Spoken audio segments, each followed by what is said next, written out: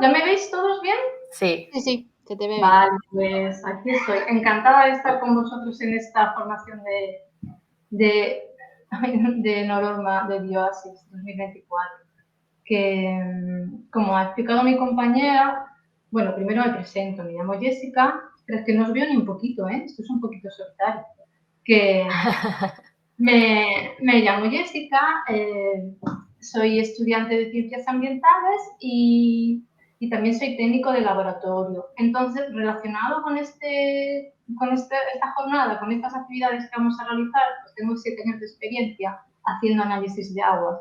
2 de ellos aquí en España, analizando aguas de piscinas y de grifo, y otros 5 detectando legionela en torres de refrigeración.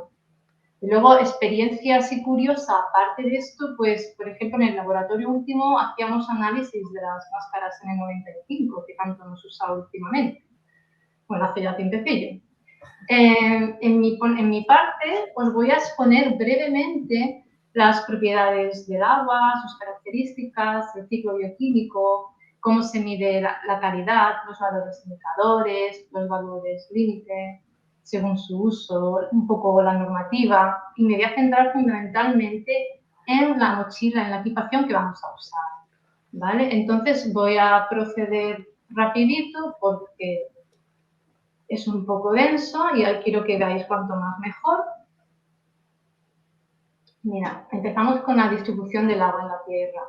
Vemos que todos los seres vivos tenemos agua en nuestro medio interno. En el caso del ser humano es cerca del 70%, como podéis ver. Y aquí viene la distribución en la Tierra, ¿de acuerdo? Entonces, si vemos que del total del agua, el 97,5% es salada y luego ya va distribuyéndose poquito a poco hasta lo que nos queda o lo que somos nosotros. Realmente, del 100% del agua de la Tierra, solo un 0, no sé si lo ves, un 0,00004 está en la biosfera, está distribuido entre las personas, la capa viva de la Tierra, digamos. A mí es que esta cifra me parece tan sorprendente. Bueno, voy a decir un poquito más. Lo veis todo, ¿verdad? Sí, se ve todo perfectamente. Sí, sí. Vale, gracias. Un segundito.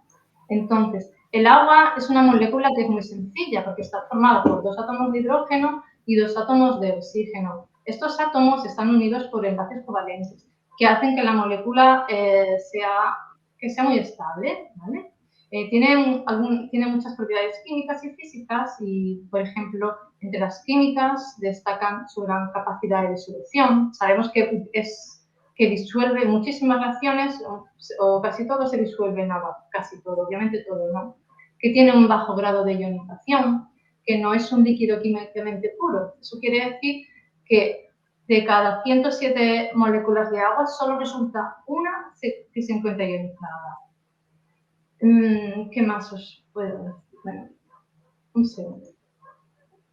Algunas propiedades físicas del agua a destacar son su gran cohesividad intermolecular, que le da un alto punto de fusión y de ebullición, que tiene un elevado calor específico, que quiere decir que para elevar 1 grado centígrado, 1 grado de agua, necesitamos una gran cantidad de energía, lo que implica que el agua puede absorber que puede absorber gran cantidad de calor sin aumentar su temperatura, y por eso se utiliza como refrigerante, que además es prácticamente incompresible, ya que mantiene su volumen constante, aunque se le apliquen fuertes presiones, que tiene una densidad anómala, porque en estado sólido es más ligero que el estado líquido, porque realmente cuando se congela aumenta un poco su volumen. Entonces, si aplicamos la fórmula de la densidad, pues vemos que claramente el hielo flota. A mí me gusta una propiedad, perdón, es que no, la capilaridad, que el agua tiende a subir por conductos pequeñitos. Entonces, esto no sé si os ha pasado, cuando te dejas un té con la bolsita puesta y luego te encuentras un charco alrededor de la taza.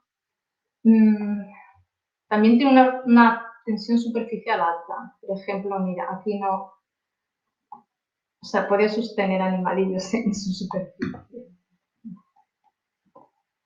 Un segundito.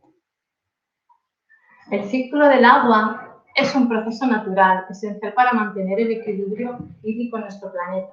El agua circula constantemente en los distintos estratos de la hidrosfera, ¿de acuerdo? Entonces, todos estos fenómenos se suceden simultáneamente. Podemos empezar por la evaporación, que es cuando el agua, por la influencia del calor, del sol, se hace vapor y empieza a subir en la atmósfera hasta que se condensa. Arriba, cuando se condensa, se une también con más agua que ha subido y forma las gotas, las nubes, y el viento las mueve, y al final, cuando llegan a una determinada altura y una determinada temperatura, pues resulta que caen las precipitaciones.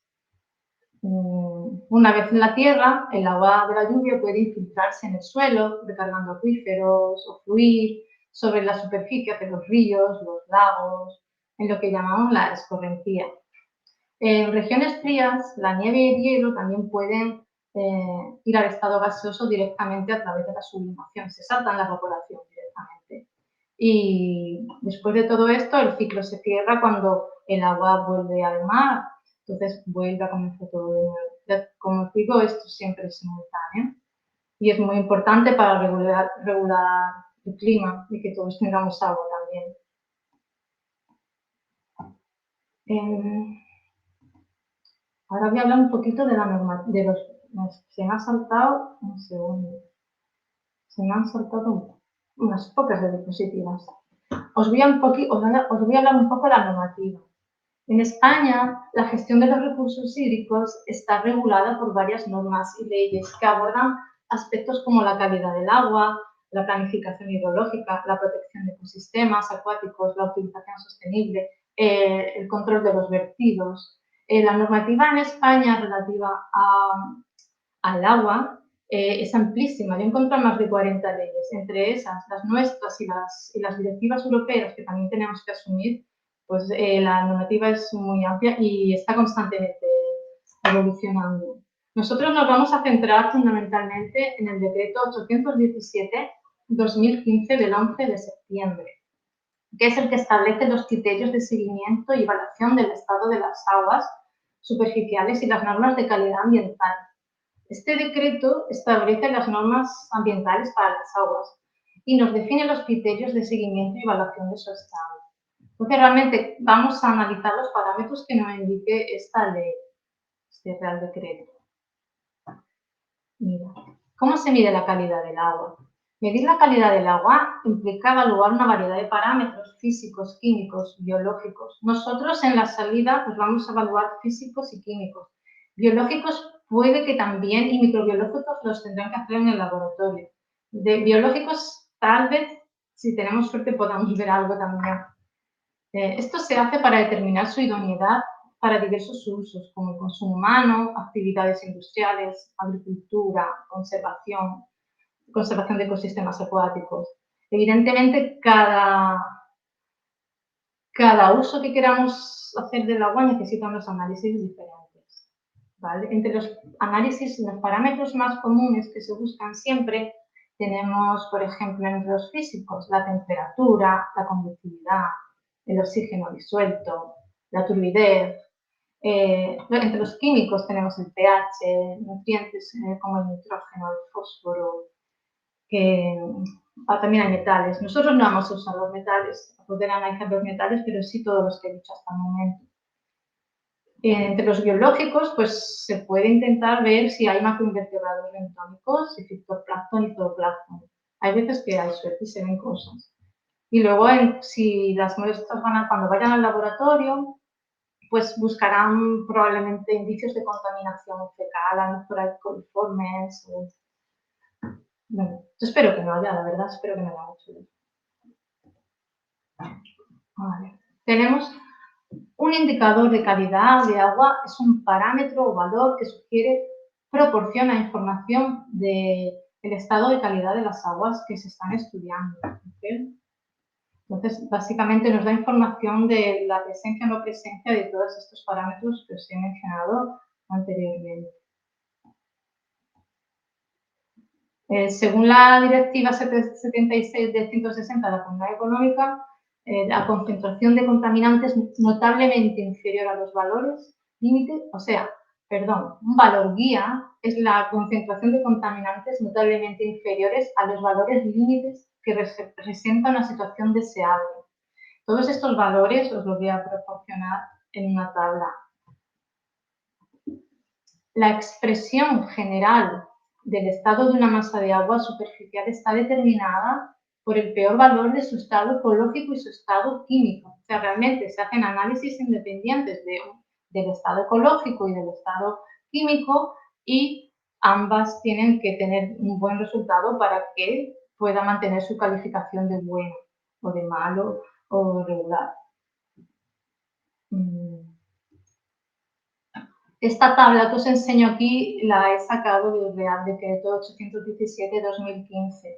El RT07 es una designación que le han dado a los ríos de mineralización mediterráneo de baja altitud.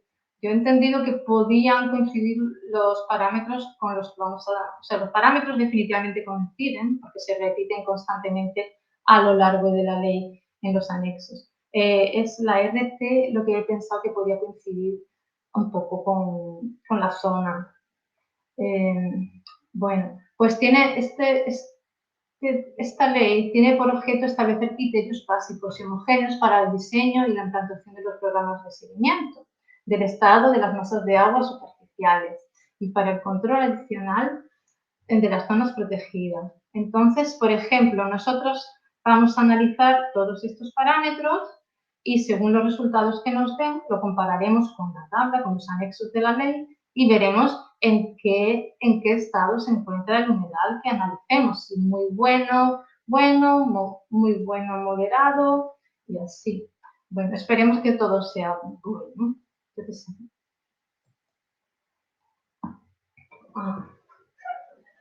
Para realizar el diagnóstico de calidad ambiental, hemos seleccionado la zona de humedad más relevante de cada municipio. Pretendemos que nuestro procedimiento de evaluación del estado de humedad sea objetivo y que tenga un elevado nivel de confianza. Para ello usaremos la mochila H13817DP de la marca HANA, que está especialmente diseñada para educadores y estudiantes. Esta mochila contiene kits de test para el análisis de los principales parámetros, como he mencionado antes, acidez, alcalinidad, dióxido de carbono, oxígeno disuelto, dureza, nitrato. Y también dispone de un medidor digital para medir varios parámetros como los sólidos disueltos, el pH, la turbidez, ¿qué más? Sí. Aparte, incluye un disco Secchi que también sirve para medir la turbidez del agua. Realmente todavía no tengo muy claro que lo podamos usar, pero ojalá que sí. Vamos a realizar en nuestra salida, vamos a hacer un análisis del tipo cuantitativo, que eso quiere decir que vamos a ir allí, vamos a coger datos, vamos a apuntar y vamos a tener referencias con qué compararlos. No es simplemente llegar allí y decir, el agua parece que está limpia o el agua parece que está sucia. Eso sería un análisis cualitativo, ¿de acuerdo? Entonces nosotros vamos a tener una serie de información que, por ejemplo, si queremos, el año que viene podemos repetir el proceso, ir allí y a ver qué tal, si coinciden o si ha mejorado o si ha empeorado, pero siempre en una base numérica. Entonces, eso, en nuestros análisis vamos a hacer pruebas colorimétricas, valoraciones, vamos a usar el medidor electrométrico y vamos a usar el disco Secchi si tenemos bastante agua. Estos son los parámetros que tiene nuestra mochila, ¿vale? Como hemos dicho, acidez, alcalinidad, dióxido de carbono, dureza, nitrato, fosfato. Todos ellos los voy a explicar ahora por separado, pero en realidad ahora veréis que se clasifican en 5 grupos.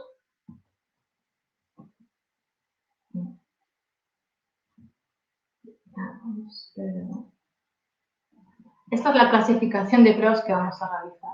Tenemos pruebas colorimétricas, que son de este estilo, ¿de acuerdo? Entonces tenemos nuestra muestra de agua a la que le añadimos un reactivo, suele tener que esperar un disolver bien el reactivo, se suele tener que esperar un tiempo y luego se compara con una escala de color.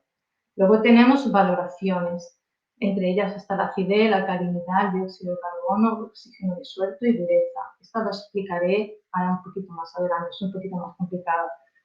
Pero esta simplemente es comparar con una escala de color y esta hay que hay que hacer más cálculos. Luego usaremos el medidor digital para medir el pH, la conductividad eléctrica, los sólidos disueltos. Y el disco SHI para la turbidez. Antes de empezar a hacer nada, tanto tomar las muestras como hacer test, tenemos que tener mucho cuidado. Hay que extremar la precaución con los reactivos y las muestras. No podemos tocar nada con las manos, ¿de acuerdo? Ni se puede comer ni beber en la realización de los tests. Es fundamental. No nos podemos poner en contacto con la piel, no podemos verter, o sea, los restos después de haber hecho los tests, no se pueden arrojar al medio ambiente. Nosotros llevaremos contenedores apropiados para cada contaminante, ¿de acuerdo? Y tampoco se pueden mezclar. Supongo que trabajaremos en una mesa en el campo y hay que procurar que todo esté muy despejado y muy ordenado para que nada se vuelque, no se contaminen las muestras y no tengamos malos resultados ni desastres por la mesa. Desastre. En la toma de muestras es un factor crítico que debemos de tener en consideración. No queremos intervenir en los resultados de las muestras. No debemos ponernos delante del agua que va hacia el contenedor. O sea, no vas a coger una muestra y le vas a meter tu suciedad dentro de la muestra. No sería representativa. Y otra cosa importante es que no nos podemos poner en peligro, ¿de acuerdo? Si hay una muestra que es extremadamente coger, se busca otro sitio o no se coge. A ver, el hecho de que no se pueda coger en ciertos puntos ya es un indicio negativo. Es necesario que las muestras que es tomadas sean representativas de la calidad del agua para poder emitir un diagnóstico. Entonces, hay veces que necesitamos de verdad elegir muy bien el sitio, porque hay veces que te vas a una esquinilla y realmente eso no te representa, no representa el lugar, no representa el todo. Hay varios factores a tener en consideración, como por ejemplo el volumen de muestra que se necesita, ¿no? Porque depende del número de test, depende de cuántas repeticiones hagan falta, pues eso, cada test necesita un volumen determinado de agua. Hay veces que se cogen las muestras y luego necesitan un pequeño proceso antes de ser analizadas. A lo mejor hay que quitarle materia en suspensión, porque si no, a lo mejor las máquinas, los test no funcionan bien. Pero eso o filtrarla un poco, o diluirla. Si, por ejemplo, tienes una muestra que se ve claramente que está muy, muy contaminada, pues mínimo uno de los test que hagas tiene que ser diluido, porque si no, se te va a salir de la escala. Entonces, pero eso también lo va diciendo la experiencia. Para hacer la muestra, en los test colorimétricos y las valoraciones llevan incorporados, nosotros no lo vamos a usar porque ya están incorporados en cada test, indicadores ácido-base, que son sustancias químicas que cambian de color en función del pH de una solución. Entonces, la mayoría de las pruebas que vamos a realizar los incorporan para ayudarnos a interpretar los resultados. Estos indicadores son muy útiles en la determinación del punto de equivalencia en titulaciones ácido-base, que ahora lo veremos, ya que cambia de color cuando la reacción alcanza ese punto. La elección del indicador depende del análisis que se esté llevando a cabo y del rango de pH en el que se espera que ocurran los cambios significativos. ¿De acuerdo? Si, por ejemplo, cogemos, es que yo no lo veo bien, a ver, por ejemplo, fenolftaleína, que la vamos a usar, lo llevan más de una. Vemos que tenemos que parar el experimento en cuanto alcance el color rosa, ¿vale? Aquí hay que parar. Luego, si quieres, por ejemplo, seguir, te vas aquí, que es el pH 11, si bajas, ves que en el 11 cambia de color otra vez. Entonces, si vuelves a ver otro cambio de color diferente, aquí es otro pH. Entonces, cada indicador cambia de color en un pH determinado y eso les hace útiles para muchos test. Eso, el pH, que básicamente estos todos cambian con el pH, es la medida que indica la acidez o la alcalinidad de una sustancia y varía de una escala de 0 a 14, como habéis visto aquí, donde 7 es neutro y por debajo de 7 son ácidos y por encima son alcalinos básicos. La valoración, hemos dicho que tenemos como 5 test de valoración. Entonces, esto es la equipación que se usaría tradicionalmente en un laboratorio. Tienes la bureta, tienes el Meyer, el soporte, ¿de acuerdo? Entonces, aquí tendríamos la sustancia que estamos, nuestra muestra de agua, digamos, con la sustancia que queremos ver en este momento, o sea, y aquí tendríamos un volumen conocido de un ácido, por ejemplo. Y entonces, para determinar qué concentración tenemos aquí de la sustancia que estamos analizando, tenemos que empezar a abrir aquí el grifito y empezar a añadir esta solución hasta que esto empiece a virar. ¿Ves? Estos son los primeros pasos. Cae, se pone rosa, esto será fenolftaleína, supongo, y se pone rosita. Ahora llega un momento en que se pone rosa entero, ¿de acuerdo? Este es el ejemplo de otra valoración diferente. Y este es uno de nuestros kits, ¿vale? Cada kit es diferente, pero fundamentalmente es lo mismo. Nosotros vamos a hacer esto, pero a escala, ¿vale? Todos son volúmenes chiquititos. Desde el punto de vista, si os relato muy acertada. 10 milímetros. Hay alguien que tiene el micrófono puesto por ahí. Y había entrado alguien con el micro puesto, ya lo he silenciado. Vale. Que nosotros haremos esto a escala. Entonces, nosotros vamos a hacer 5 valoraciones.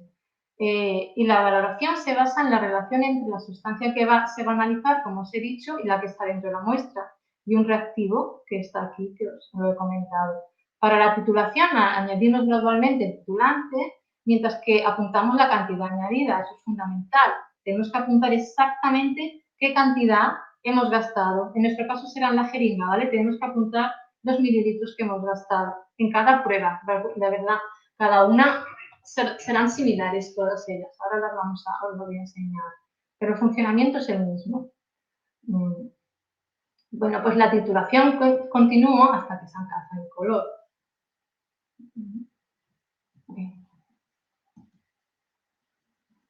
La primera que vamos a hacer, o una de ellas, será la alcalinidad, que es la capacidad de agua de neutralizar un ácido a un pH establecido. Esta medida es importante para determinar la capacidad corrosiva del agua debido al hidróxido de carbonato e iones de bicarbonato. Es muy importante en el tratamiento de las aguas potables, aguas residuales, calderas, sistemas de refrigeración. La alcalinidad puede ser medida como alcalinidad fenolftaleína y alcalinidad total. Eso es porque tiene 2 puntos de pH. Se analiza en 2 fases, en nuestro caso. Bueno, todas estas cosas que vamos a analizar nosotros en el campo, obviamente cuando dan alta son indicios de contaminación y de que una acción necesita ser tomada, ¿de acuerdo? Y muchas veces, muchas de ellas son contaminación por fertilizantes. Bueno, os voy a hablar de la acidez. La acidez es la capacidad del agua para neutralizar una sustancia base a un pH establecido. A mayor acidez, mayor es la capacidad corrosiva del agua. Entonces, su medición es esencial para una correcta monitorización y así poder definir y controlar la contaminación de los ríos, los lagos. También es importante en las piscifactorías. Bueno, pues este es nuestro kit de la acidez, ¿de acuerdo? Aquí tenemos cómo responde de un pH 3,1 a un 5. El dióxido de carbono va a ser otra valoración. El dióxido de carbono es esencial para la naturaleza en ciertos niveles. Es un ingrediente en la fotosíntesis. Normalmente, los lagos y los ríos contienen menos de 10 miligramos de dióxido de carbono. Sin embargo, el agua contaminada o estancada puede generar grandes cantidades debido a la descomposición orgánica o mineral.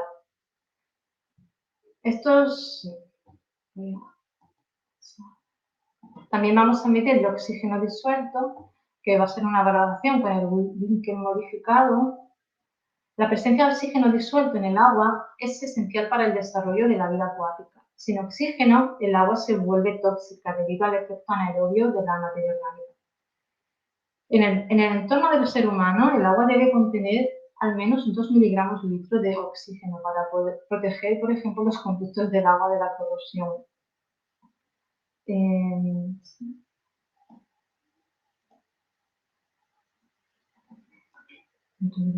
Aquí yo entiendo que es una valoración, pero esta es más sencilla que las anteriores. Puede que las anteriores fuesen en más pasos a tener más reactivos, ¿vale? Entonces, esto sigue siendo valoración, pero va a ser una valoración más sencilla. Entonces, la dureza del agua es una medición cuantitativa de los iones de calcio y magnesio de una muestra de agua. También se sabe que otras especies de iones, como el hierro, el zinc y el manganeso, contribuyen a la dureza del agua en general.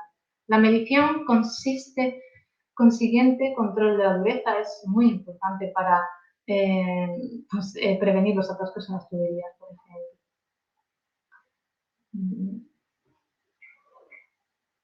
Cuando veamos el resultado, pues ya sabremos si, por ejemplo, nos dan de 10 a 70 miligramos es muy blanda y de más de 400 miligramos es muy dura. Los métodos colorimétricos. Estos también vamos a hacer unos pocos y son muy comunes. Están basados en una escala de color. Quiere decir que, por ejemplo, este tarro primero que tenemos aquí, vamos a hablar de...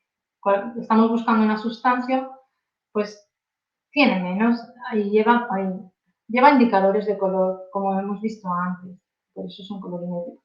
Entonces se basa en experimentos dados. Ya esto está asociado a una curva de calibración y sabemos siempre que cuando el parámetro, me estoy estudiando un poco, perdona, que cada concentración de un analito está asociada a un color. Entonces, cuanto más fuerte sea el color, quiere decir que más presencia de ese analito tiene.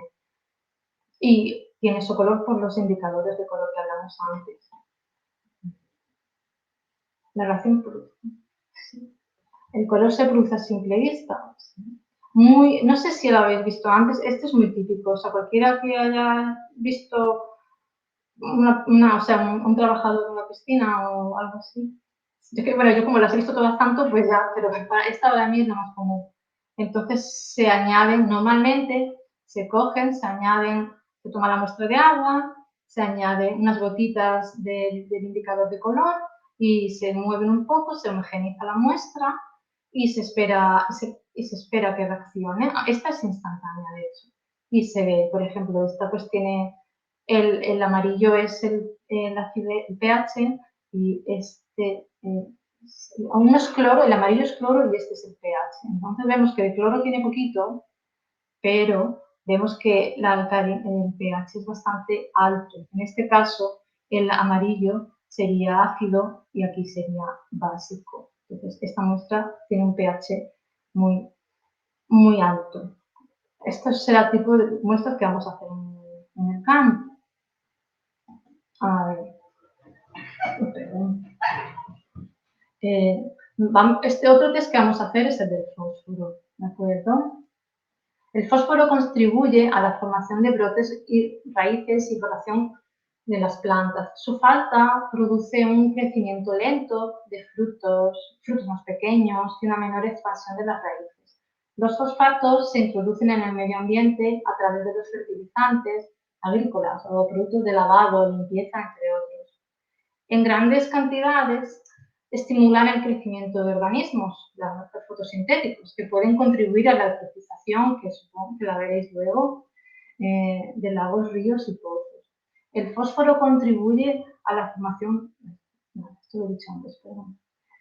Aquí tenemos un ejemplo de la casa Hanna, que es la misma que nos ha a la que le hemos comprado la mochila.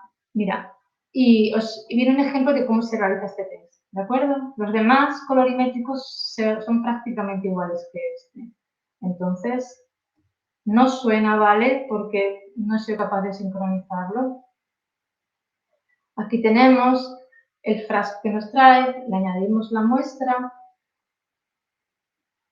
En este caso son 10 mililitros, si no me equivoco. Ahora cogeremos el sobrecito que viene con unas marcas para que se corte en cuña, ¿de acuerdo? Vamos a cortar 2 caras del sobre, que es muy gracioso.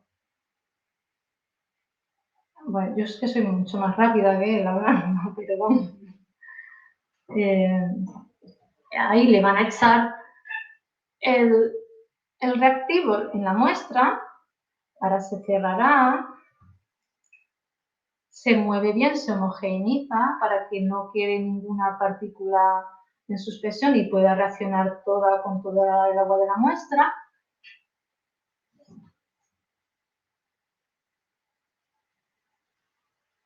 Ahora se va a depositar esa muestra de agua en el cacito que tiene pegada en otro cacito similar la escala de color. Entonces ahora hay que esperar un minuto y vemos cuando pase ese minuto la reacción. Entonces pondremos un folio o algo para realmente no tener intervención en la lectura y que veamos el color real y vemos que, por ejemplo, en este caso la muestra tiene bastante, si os fijáis, es bastante oscurita. Entonces, la falta de fósforo produce crecimiento lento y frutos más pequeños y una menor expansión de las raíces. Bueno, y es muy importante controlarlo porque si no se controla puede que nos encontremos con esto. El nitrato es exactamente, la forma de realizar el test es exactamente lo mismo, algunos de los efectos que tienen son exactamente los mismos, ¿de acuerdo? Es un nutriente esencial para las plantas, igual que antes, debe ser controlado para mantenerlas en perfecto estado y obtener una producción óptima. Su uso en exceso puede contaminar las masas, provocando eutrofización, como vimos antes. En el agua potable, el nivel de nitrato debe ser controlado debido a su naturaleza tóxica. Es que también es tóxico para nosotros, obviamente, no solo para las plantas y los animales. Luego tenemos otro elemento en nuestro equipo, que es el método electrométrico. Con él vamos a analizar varias pruebas. El método electrométrico es una técnica que utiliza la medición de potenciales eléctricos para determinar las concentraciones de iones específicos en una muestra de agua. Entonces se utilizan electrodos específicos que responden selectivamente a la presencia de un ion en particular en una muestra de agua. Estos electrodos pueden ser iones selectivos, como los electrodos del vidrio sensibles al pH.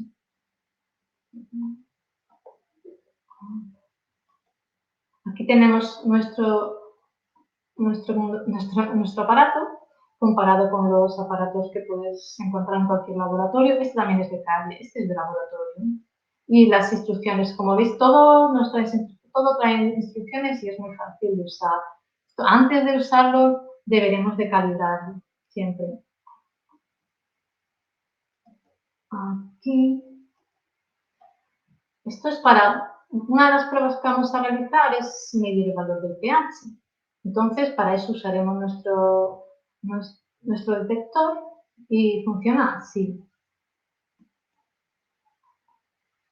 El lector mide el pH a partir de la diferencia de potencia que existe entre el sistema de referencia y el sistema de medición. El equipo medidor de pH genera una corriente que cuando un lector de pH se sumerge en una muestra, los iones hidrógeno son capaces de penetrar la membrana del bulbo o capa de gel y la diferencia de carga entre los iones que penetran en la capa y de gel y los presentes en la solución electrolítica crean una potencia de electrón químico a través del bulbo medidor. Si la cantidad de iones... Esto ha ido más rápido que yo. Perdón, pero la cosa... Si la cantidad de iones... Es que no me la sé. Entonces, dependiendo de la cantidad de iones estén mayor dentro o fuera, son ácidos o básicos. Cuando son iguales dentro y fuera, son neutros.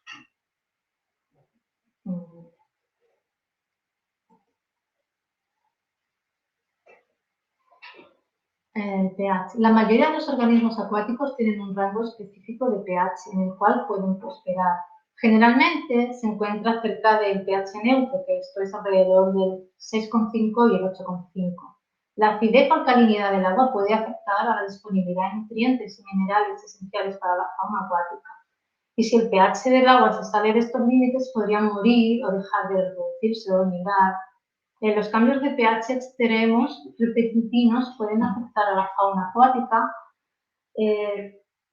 y son indicio obviamente de contaminación. Aquí tenemos una tablita de pH y productos que todos conocemos para que entendáis dónde caen.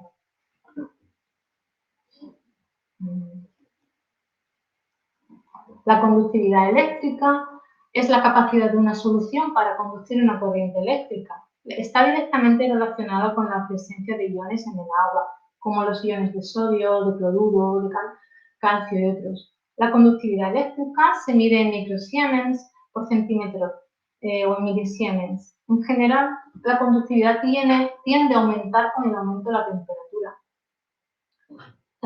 debido al incremento del movimiento de los iones. Están ahí chocándonos con otros, generando energía. La fauna acuática tiene rangos específicos de tolerancia a la conductividad eléctrica. Algunas especies pueden prosperar en aguas con conductividades más altas, mientras que otras prefieren ambientes de baja conductividad. Por ejemplo, tenemos los peces de agua dulce y de agua salada.